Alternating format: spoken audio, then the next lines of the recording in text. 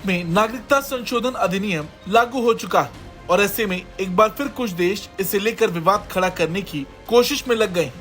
पहले पाकिस्तान, फिर अमेरिका और अब उनके पीछे पीछे अफगानिस्तान की तालिबान सरकार ने भी इस पर अपना विवादित बयान दे दिया है। तालिबान ने भारत से मांग की है कि इस कानून का लाभ ऐसे सभी लोगों को दिया जाए जो जुल्म के शिकार हैं, फिर वो चाहे किसी भी धर्म के हों।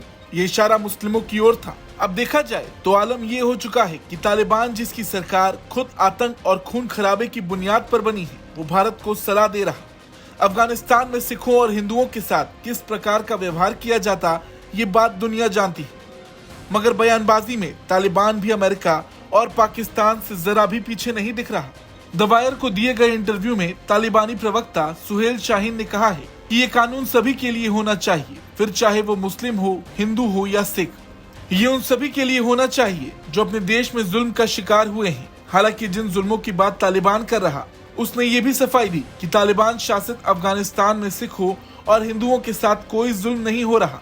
तालिबान का कहना है कि हिंदुओं और सिखों को अपनी परंपरा का पालन करने का पूरा अधिकार है। वहीं सुहेल शाहीन का कहना है कि भारत में भी मुस्लिमों के साथ उसी तरह से समान बर्ताव किया जाना चाहिए जैसे कि अफगानिस्तान में हिंदुओं और सिखों के साथ हो रहा।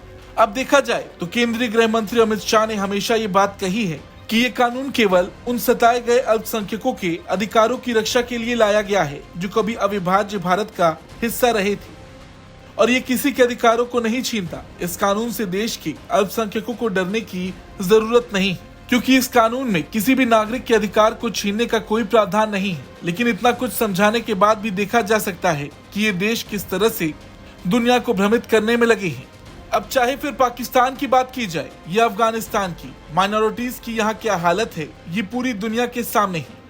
कुछ वक्त पहले centre for democracy, pluralism and human rights की एक रिपोर्ट सामने आई थी जिसके मुताबिक पाकिस्तान में हिंदुओं की हालत बेहद गंभीर थी। पिछले 4 दशकों में बांग्लादेश से 2,30,612 लोग हर साल पलायन कर भारत आते हैं। अफगानिस्तान में हिंदू अब लुप्त होने के कगार पर हैं। अफगानिस्तान में साल 1970 में 7 लाख हिंदू और सिख रहते थे, लेकिन आज स्थिति ऐसी है कि अफगानिस्तान में सिर्फ 200 हिंदू परिवार रहते हैं।